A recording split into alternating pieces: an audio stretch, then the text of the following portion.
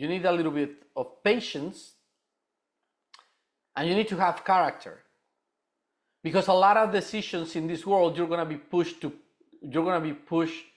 to make those decisions, and you need to evaluate before you make that decision. That happens to everybody.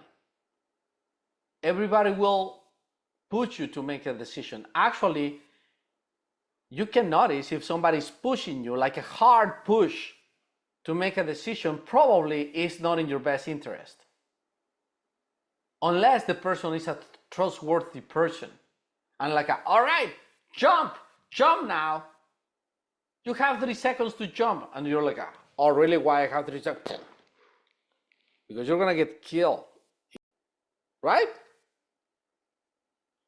But if it's a person that you know that is trying to get something from you and is pushing you, I don't like pushing. I like options. In a matter of fact, if you notice, I treat all my clients with options, and I don't push for things. I push for things when I need to help the person to actually make decisions and make things that will push them for them to make their decisions, because it's much better when they make decisions. So a logical decision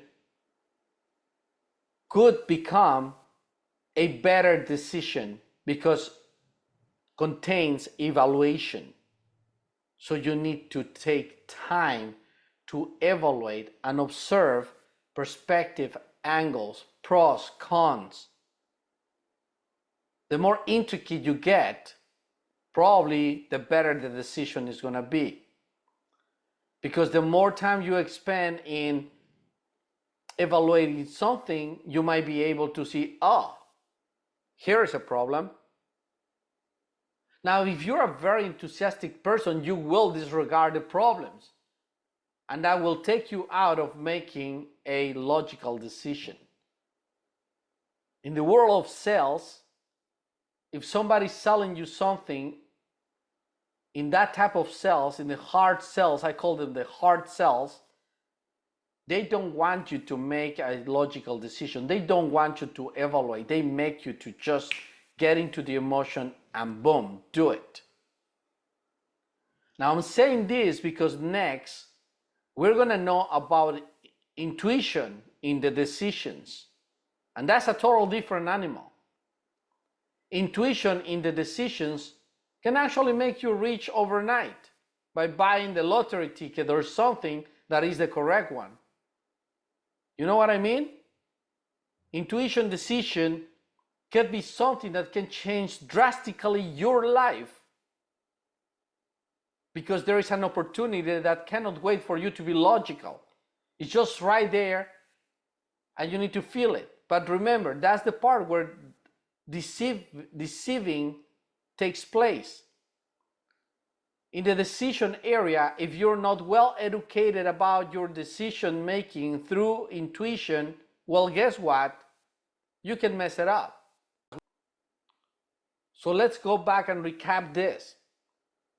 A better decision is a logical decision because it contains evaluation. If you evaluate, you can plan. If you can plan, it's easier to organize, and if you have things organized, you can execute and take action and then control and create a system that will free your time for something. See, it's all a sequence. Those are better decisions. Which type of decision you're going to make? An emotional decision? A logical decision? It will push you probably to get an evaluation and become more logical in your decision. But it will open a little gap there for you to start recognizing your intuition and trust your gut. A lot of people ask me, Arturo, how do you know that it's your gut feeling telling you something and it's not your mind deceiving you? Well, for some people can be very difficult, for some others it's not. That's why it's called the gut feeling. Sometimes you get the feeling, or most times you get the feeling in the stomach, in your gut.